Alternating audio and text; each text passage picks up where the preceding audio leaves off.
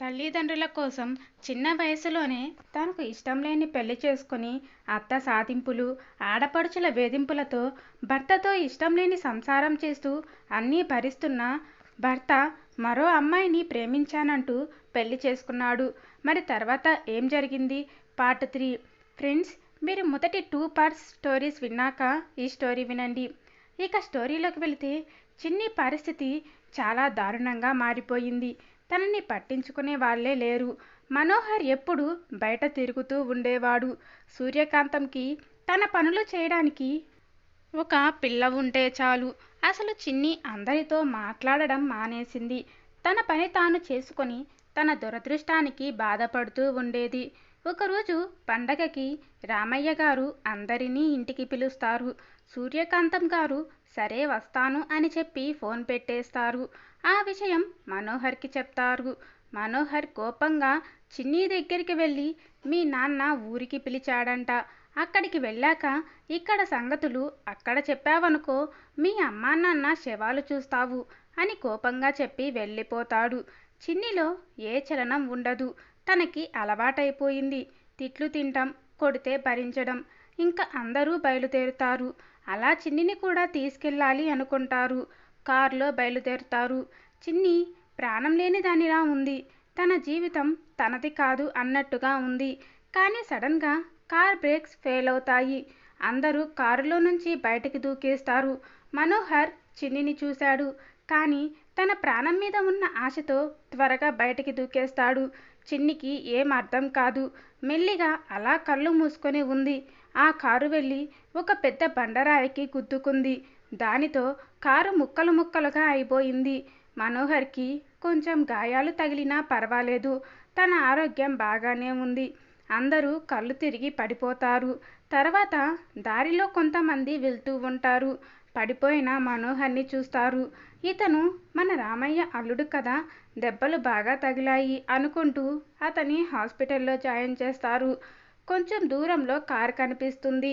ఈ అమ్మాయి మన చిన్నిలా ఉంది ఏంటి అని, మన చిన్నినే, బాగా దెబ్బలు తగిలాయి అని హాస్పిటల్కి తీసుకువెళ్తారు. సీతయ్యకి రామయ్యకి కబురు పెడతారు. వాళ్ళు కంగారుగా వస్తారు. అందరూ బాగానే ఉంటారు. కానీ చిన్ని పరిస్థితి చాలా దారుణంగా ఉంటుంది. శివ కంగారుగా హాస్పిటల్కి వెళ్తాడు. చిన్నిని చూసి షాక్ అయిపోతాడు. ఎందుకంటే చిన్ని రక్తపు మడుగులో ఉంది. కొన్ని రోజుల తర్వాత చిన్నికి మెలకువ వస్తుంది. పక్కనే సీతమ్మ ఉంటుంది. చిన్ని మెల్లిగా అమ్మా అంటుంది. సీతమ్మ కంగారుగా వెళ్ళి డాక్టర్ని పిలుచుకు వస్తుంది. డాక్టర్ తనని చెక్ చేసి ఈమె ఎప్పటికీ నడవలేదు అంటారు. ఆ మాట వినగానే సీతమ్మ కళ్ళల్లో నీళ్లు తిరుగుతాయి. బాధగా ఏడుస్తుంది. చిన్ని తనకి ఏమీ పట్టనట్టు చూస్తూ ఉంది. డాక్టర్ చిన్నిని చెక్ చేయాలి అంటారు. చిన్ని మెల్లిగా లేచి అమ్మ ఆయనకు ఎలా ఉంది అని అడుగుతుంది. అందరూ బాగానే ఉన్నారు తల్లి, నా చిట్టి తల్లికే అన్నీ కష్టాలు. చిన్ని జీవం లేని ఒక నవ్వు నవ్వుతుంది. ఏమైంది, ఎందుకు నవ్వుతున్నావు చిన్ని అని అడుగుతుంది సీత. చిన్ని మనసులో నాకు ఈ కష్టాలు అలవాటే అమ్మా అనుకుంటుంది. ఇంతలో శివ వస్తాడు. ఎలా ఉన్నావు చిన్ని అని అడుగుతాడు. బాగానే ఉన్నానులే శివ అంటుంది. చిన్నికి ఇంతలో బాగా ఒళ్ళు నొప్పులు వస్తాయి. అమ్మా అని బాధపడుతూ ఉంటుంది. డాక్టర్ వచ్చి పెయిన్ కిల్లర్ వేసి వెళ్ళిపోతాడు. చిన్ని మత్తులో నిద్రపోతుంది. సీతమ్మ బాధగా బయట కూర్చుంటారు. మనోహర్ ఇంట్లో సూర్యకాంతం అరే ఒకసారి కోడల్ని చూసొద్దాంరా అంటుంది. మనోహర్ కోపంగా ఏం అవసరం లేదు, అక్కడ చాలామంది ఉన్నారులే, అంతగా చూడాలని ఆశగా ఉంటే నువ్వే వెళ్ళు అంటాడు. దానికే తగ్గాక ఇక్కడికి వస్తుంది అని చెప్పి వెళ్ళిపోతాడు. ఇటు హాస్పిటల్లో శివ టాబ్లెట్ తీసుకుని చిన్ని దగ్గరికి వెళ్తాడు.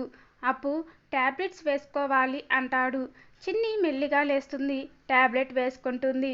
శివ అమ్మ నాన్న ఎక్కడ ఉన్నారు అని అడుగుతుంది చిన్ని. అత్త ఇంటికి వెళ్ళింది డబ్బులు తీసుకురావడం కోసం అని చెప్తాడు. శివ నాకేమైనా ఆపరేషన్ చేశారా? అవును అప్పు, నీ ఫేస్కి బాగా దెబ్బలు తగిలాయి. దవడ నుజ్జు నుజ్జు అయిపోతే స్టీల్ ప్లాట్ వేశారు. అవునా శివ, అందుకే నాకు మొహం మీద ఎక్కువగా నొప్పి అనిపిస్తుంది. ఏం కాదులే అప్పు, తగ్గిపోతుంది అంటాడు శివ. నన్నెవరు ఇక్కడికి తీసుకువచ్చారు శివ? నీకు యాక్సిడెంట్ అయిన తర్వాత కొంతమంది మన ఊరి వ్యక్తులు చూసి నిన్ను మీ వాళ్ళని ఈ హాస్పిటల్లో జాయిన్ చేశారు. దానిలో నువ్వు నిర్జీవంగా పడి ఉన్నావు. కానీ నువ్వు కళ్ళు తెరిచే ఉన్నావు. నీలో ఏం భావాలు లేవు అప్పు. నిన్ను అలా చూడగానే నాకు చాలా భయం వేసింది. చిన్ని మనసులో నన్ను అలానే వదిలేస్తే బాగుండేది శివ అనుకుంటుంది. ఇంతలో రామయ్య వచ్చి చిన్నిని అలా చూసి కన్నీరు పెట్టుకుంటారు. నేను ఊరు రమ్మనడం వల్లే ఇలా జరిగింది, లేకపోతే నా చిట్టి తల్లికి ఇలా జరిగేది కాదు అని బాధగా ఉంటారు. చిన్ని, పర్వాలేదులే నాన్న, నా జీవితంలో ఇలా అవ్వాలని ఉంది, అందుకే ఇలా జరిగింది, నీ వల్ల కాదు నాన్న అని చెప్తుంది. తర్వాత నెక్స్ట్ డే డాక్టర్ వచ్చి చెప్పిన విషయానికి చిన్ని గుండె తల్లడిల్లిపోతుంది. ఇంకా నువ్వు జీవితంలో అమ్మవి కాలేవు అని చెప్పి వెళ్ళిపోతాడు. చిన్ని ఆ విషయం తట్టుకోలేకపోతుంది. నేను జీవితంలో అమ్మని కాలేనా? ఆడదాని జీవితాన్ని సార్థకం చేసేది ఒక అమ్మతనమే. నేను ఇంకా ఎవరికీ జన్మనివ్వలేనా? ఎందుకు ఇవ్వలేను? నేను ఏం పాపం చేశాను అని దేవుడు నాకు ఇలాంటి శిక్ష వేశాడు? నా ఇష్టంతో పని లేకుండా నా చదువు ఆపేశారు. ఇక నా ఇష్టంతో పని లేకుండా నా పెళ్లి చేశారు. నా ఇష్టంతో పని లేకుండా నా భర్త నాతో కాపురం చేయించాడు. నా జీవితంలో ఏమీ లేకపోయినా నేను ఎప్పుడూ బాధపడలేదు. కానీ నేను ఈ ఒక్క విషయం తట్టుకోలేకపోతున్నాను. నేను అమ్మని కాలేనా? ఈ విషయం తెలిస్తే నా భర్త నన్ను వదిలేస్తాడు. నేను అప్పుడు ఏం చేయాలి? భర్త వదిలేసిన దానిలా ఈ ప్రపంచమంతా నన్ను ఆడిపోసుకుంటుంది. నేను ఏం చేయాలి? నా బాధ ఎవరికి చెప్పుకోవాలి అని మనసులో జరిగే సంఘర్షణ మధ్యన కొట్టుమిట్టలాడుతుంది చిన్ని. ఇంతలో శివ అక్కడికి వస్తాడు. చిన్నికి దుఃఖం ఆగదు. శివ, నేను తల్లిని ఎప్పటికీ కాలేనా అని శివని పట్టుకుని ఏడ్చేసింది.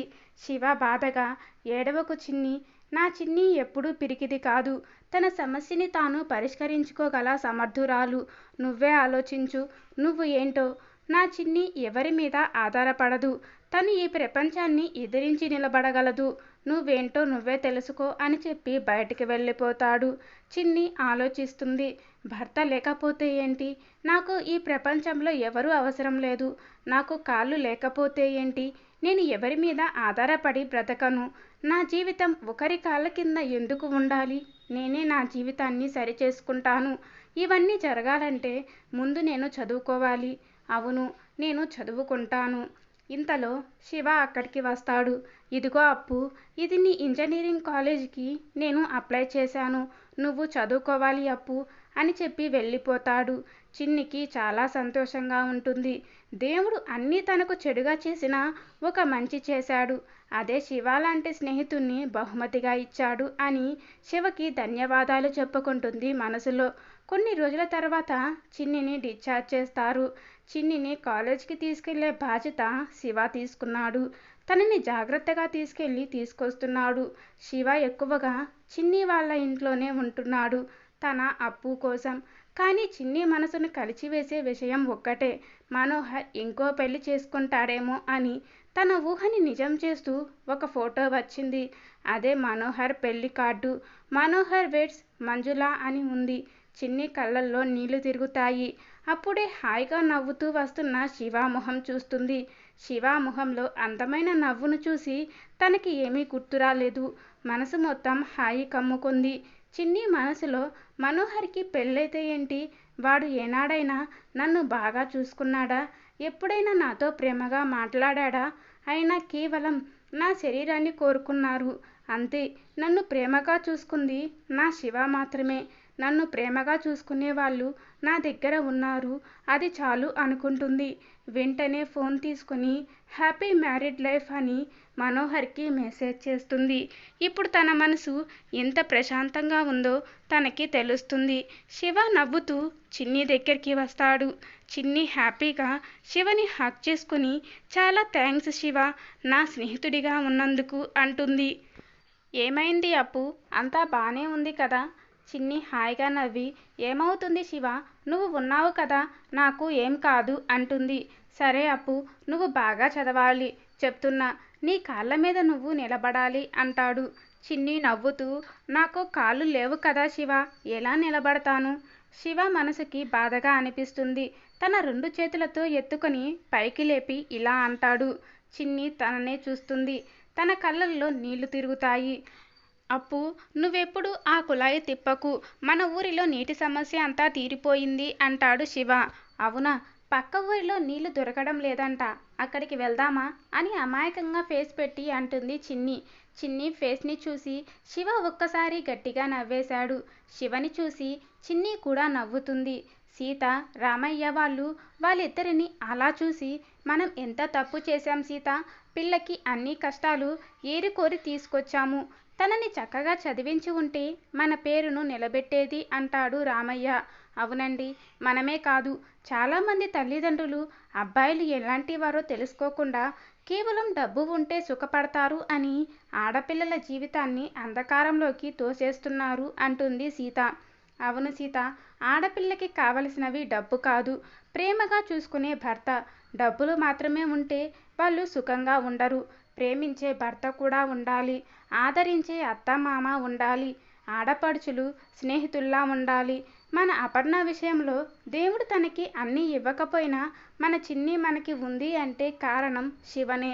మనకి మన తప్పు సరిచేసుకునే అవకాశం దేవుడు ఇచ్చాడు. ఇక నుంచి తనకి ఎంత కావాలంటే అంతా చదివించాలి. అవునండి అంటుంది సీత. అది ఏం పుణ్యం చేసుకుందో కానీ శివలాంటి మంచి స్నేహితుడు దొరికాడు. వాడి వలనే కదా మనకి ఇంకా మన కూతురు ఉంది అంటుంది సీత. రామయ్య కూడా దానికి అవును అన్నట్టు తల ఊపుతాడు. వాళ్ళ మధ్య ఉన్న స్నేహం, ప్రేమ ఎవరూ విడదీయలేరు. వాళ్ళకి పెళ్లి చేస్తే ఎలా ఉంటుంది అని అడుగుతుంది సీత. దానికి రామయ్య, వద్దు సీత, మనం వాళ్ళ విషయంలో ఏ నిర్ణయం తీసుకోవద్దు. వాళ్ళు స్నేహితుడిగా ఉంటే అలానే ఉండని. వాళ్ళు పెళ్లి చేసుకున్నా మనకి ఏ అభ్యంతరమూ లేదు. ముందు పిల్ల హాయిగా చదువుకుంటే చాలు. అలా మాట్లాడుకుంటూ ఉంటారు.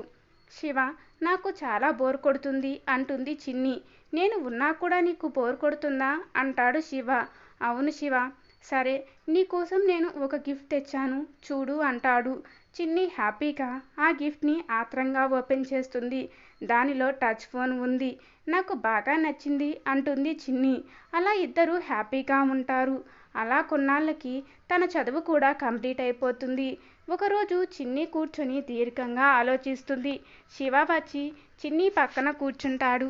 బావా, నీతో ఇప్పటి నుంచో ఒక విషయం చెప్పాలి అనుకుంటున్నా అంటుంది చిన్ని శివ వైపు చూస్తూ. చెప్పు చిన్ని అంటాడు శివ. అది బావా, నేను నిన్ను ప్రేమిస్తున్నాను అంటుంది. శివ ఆశ్చర్యపోతూ, ఈ మాట కోసమే నేను ఇన్ని రోజులు ఎదురు చూశాను చిన్ని. నాకు కూడా నువ్వంటే చాలా ఇష్టం అంటాడు శివ. చిన్ని బాధగా, కానీ నాకు కాళ్ళు లేవు కదా, నేను నీకు భారమైపోతానేమో. శివ చిన్ని నోటికి తన చేయిని అడ్డంగా పెట్టి, ఏంటి చిన్ని అలా మాట్లాడుతున్నావు? నువ్వు నాకు ఎప్పటికీ భారం కాదు. నువ్వు ఎప్పటికీ నా ప్రేమవి మాత్రమే. శివ మాటలకు చిన్ని సంతోషపడుతుంది. మరి మన పెళ్ళికి ఇంట్లో వాళ్ళు ఒప్పుకుంటారా?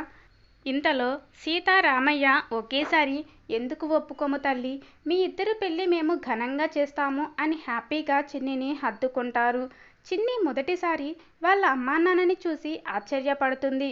చిన్నిని అర్థం చేసుకున్నందుకు సంతోషపడుతుంది. తర్వాత కొన్నాళ్ళకి శివకి చిన్నికి పెళ్లి జరుగుతుంది. వాళ్ళ మొదటి రాత్రి శివ హ్యాపీగా చిన్నిని తన 2 చేతులతో ఎత్తుకొని బెడ్ మీద కూర్చోబెడతాడు. చిన్నికి మనసు అంతా భారంగా ఉంది. చిన్ని మొహంలో స్పష్టంగా కనిపిస్తుంది. శివ చిన్ని గడ్డం మీద చెయ్యి వేసి పైకి కొంచెం లేపి, ఏమైంది చిన్ని అని అడుగుతాడు. చిన్ని బాధగా శివని హత్తుకొని ఏడుస్తుంది. శివ తనని కంట్రోల్ చేయలేకపోతాడు. ఏమైంది చిన్ని, ఎందుకు ఏడుస్తున్నావు? నాకు చెప్తేనే కదా తెలుస్తుంది, చెప్పు చిన్ని అని బాధగా కళ్ళు తుడుచుకొని, బావా, నాకు పిల్లలు పుట్టరు కదా, నువ్వు నాకు అన్ని సంతోషాలు ఇచ్చావు, కానీ నేను నిన్ను ఎప్పటికీ తండ్రిగా మార్చలేను, నన్ను క్షమించు బావా అని ఏడుస్తూ శివ భుజాల మీద వాలిపోతుంది. పిచ్చిదానా, ఇదా నీ బాధ? సరే, అలసిపోయావు, రెస్ట్ తీసుకో అని తనని పడుకోబెట్టి తన నుదిటి మీద కిస్ చేస్తాడు శివ. ఆ ఆలోచనలతో ఎప్పటికో నిద్రపోతాడు. మెల్లిగా తెల్లవారుతుంది. చిన్ని మెల్లిగా లేచి తన పనులు చేసుకుంటుంది. ఇంతలో శివ అప్పు అప్పు అని పిలుస్తాడు. హా బావా, నేను రాలేను, నువ్వే రావాలి. శివ తల మీద కొట్టుకుని అయ్యో మర్చిపోయానే వస్తున్నా అని లోపలికి వెళ్ళి తనని బయటికి తీసుకువచ్చాడు. చిన్ని బయటికి వచ్చి షాక్ అయిపోతుంది. అక్కడ ఉన్న చిన్నపిల్ల అమ్మా అని అరుస్తూ చిన్నిని హత్తుకుంటుంది. చిన్నికి చాలా హాయిగా అనిపిస్తుంది. తన కళ్ళల్లో నీళ్లు తిరుగుతాయి. ఆశ్చర్యంగా శివ వైపు చూస్తుంది. శివ, ఏంటి అప్పు చూస్తున్నావు? ఇక నుంచి తను నీ కూతురే. తనే కాదు, అటువైపు చూడు. చిన్ని అటువైపు చూస్తుంది. అక్కడ చాలామంది పిల్లలు ఉంటారు. చిన్ని వాళ్ళ వైపు చూసి ప్రేమగా దగ్గరికి రమ్మంటుంది. అందరూ వెళ్ళి అమ్మా అంటూ చిన్నిని హగ్ చేసుకుంటారు. తర్వాత కొంతమంది వచ్చి ఆ పిల్లలని తీసుకెళ్తారు. చిన్ని వాళ్ళ వైపు బాధగా చూస్తుంది. చిన్ని భుజం మీద చెయ్యి వేసి నువ్వు ఎప్పుడు అమ్మవి కాలేను అని బాధపడకు చిన్ని అంటాడు శివ. ఈ ప్రపంచంలో అమ్మ కావాలి అంటే తనకు పిల్లలు పుట్టనవసరం లేదు. ఈ లోకంలో చాలామంది పిల్లలు అమ్మ ప్రేమ కోసం ఎదురు చూస్తున్నారు. వాళ్ళకి కూడా నువ్వు ప్రేమని పంచవచ్చు. ఇప్పుడు చూశావు కదా, ఆ చిన్నారులు అంతా అమ్మ ప్రేమకి నోచుకోలేని వాళ్ళే. ఒక అమ్మ ప్రేమని పంచడానికి వాళ్ళు నీకు పుట్టనవసరం లేదు అప్పు. వాళ్ళని నీ పిల్లలుగా అంగీకారం తెలిపితే చాలు అని ప్రేమగా చిన్ని కళ్ళల్లోకి చూస్తాడు. చిన్ని కళ్ళల్లో నీళ్లు తిరుగుతాయి. నువ్వు చెప్పింది నిజం శివ. నేనే అనవసరంగా ఇన్ని రోజులు బాధపడ్డాను. ఇప్పుడు నాకు ఏం బాధ లేదు. నేను ఒక అమ్మని, ఒకరిద్దరికి కాదు, ఒక ఆశ్రమానికి అమ్మని. మనం ఆ పిల్లలందరినీ అడాప్ట్ చేసుకుందాం శివ. వాళ్ళ చదువు, బాధ్యత మొత్తం మనమే చూసుకుందాము. శివ నవ్వుతూ చిన్ని వైపు చూస్తూ అది మన ఆశ్రమమే చిన్ని. నేనే ఇప్పటి వరకు వాళ్ళ బాధ్యతలు చూసుకున్నాను. ఇప్పుడు నువ్వు కూడా ఉన్నావు. చిన్ని హ్యాపీగా శివని హత్తుకొని నాకు ఈ ప్రపంచంలో అందరి ప్రేమ నీ రూపంలో దొరికింది శివ. నేను చాలా అదృష్టవంతురాలిని అంటుంది. ఇంతలో ఒక చిన్న పాప చిన్ని దగ్గరికి వచ్చి అమ్మా అంటుంది. చిన్ని ప్రేమగా తనని ఒడిలో కూర్చోబెట్టుకొని చెప్పు బంగారు తల్లి అంటుంది. అమ్మా, ఇక నుంచి నేను ఇక్కడే ఉంటానమ్మా ప్లీజ్ అంటుంది. చిన్ని హ్యాపీగా ఇది నీ ఇల్లే తల్లి, నువ్వు ఇక్కడే ఉంటావు అని ప్రేమగా తనని కిస్ చేస్తుంది. శివ కూడా ఆ పాపని ఎత్తుకుని ఏంటి జ్యోతి, నీకు అమ్మ ఒక్కటే కావాలా, నేను వద్దా అంటాడు. నాకు అమ్మా నాన్న ఇద్దరూ కావాలి అంటుంది. శివ అవునా అని తనని కిస్ చేస్తాడు. అలా మన అపర్ణ జీవితం శివతో ముడిపడి జ్యోతిలా వెలిగిపోతుంది. కొన్ని రోజుల తర్వాత చిన్ని శివ కోసం ఎదురు చూస్తూ ఉంటుంది. జ్యోతి వాళ్ళ అమ్మమ్మ ఇంటికి వెళుతుంది. ఆ రోజు శివ చాలా లేటుగా ఇంటికి వస్తాడు. చిన్ని కంగారుగా తన కోసం చూస్తుంది. అప్పుడే శివ ఇంటికి వస్తాడు. చిన్ని కోపంగా ఏంటి శివ ఇంత లేటుగా వస్తున్నావు, నేను మీతో మాట్లాడను పో అంటుంది. శివ అది కాదు అప్పు, నేను వచ్చే దారిలో నాకు యాక్సిడెంట్ జరిగితే ఒక అతను నన్ను తప్పించాడు. ఆయనని వాళ్ళ ఇంటి దగ్గర దింపి వచ్చేసరికి లేట్ అయింది అని చెప్తాడు. చిన్ని కంగారుగా శివ నీకు ఏం కాలేదు కదా అని తనని బాధగా హత్తుకుంటుంది. శివ నాకు ఏం కాలేదు చిన్ని, నేను బాగానే ఉన్నాను అని చెప్తాడు. చిన్ని ఎంతసేపటికి శివని వదిలిపెట్టదు. అలానే హగ్ చేసుకుని ఉంటుంది. చిన్నిని విడిపించుకుని తన కళ్ళల్లోకి చూస్తాడు శివ. ఆ కళ్ళు చాలా బాధగా ఉంటాయి. చిన్ని నాకు ఏం కాలేదు కదా అంటాడు శివ బాధగా. చిన్ని మనసు అలజడిగా అనిపిస్తుంది. శివ కళ్ళల్లోకి చూడలేకపోతుంది. చిన్ని నా వైపు చూడు అంటాడు శివ. చిన్ని చూడదు. తనకు సిగ్గుగా అనిపించి మళ్ళీ శివని హగ్ చేసుకుంటుంది. శివకి తనని అలా హగ్ చేసుకోవడంతో అలజడిగా అనిపించి చిన్ని మనసు అర్థమైన శివ చిన్నిని తనలో కలిపేసుకున్నాడు. వాళ్ళ మధ్య ఉన్న ఆ దూరం కూడా అలా చెదిరిపోయింది. చిన్ని మనసులో ఉన్న భారాలు, భయాలు అన్నీ శివ మెల్లిగా తుడిచేశాడు. అలా చిన్ని లైఫ్లో సుఖాలు చేరాయి. ఫ్రెండ్స్, మీకు ఈ స్టోరీ నచ్చితే తప్పకుండా సబ్స్క్రైబ్ చేసి పక్కనే ఉన్న బెల్ ఐకాన్పై ప్రెస్ చేయండి. అలాగే ఈ స్టోరీ ఎలా అనిపించిందో లైక్ చేసి కామెంట్ చేయటం మర్చిపోకండి. Thank you for watching.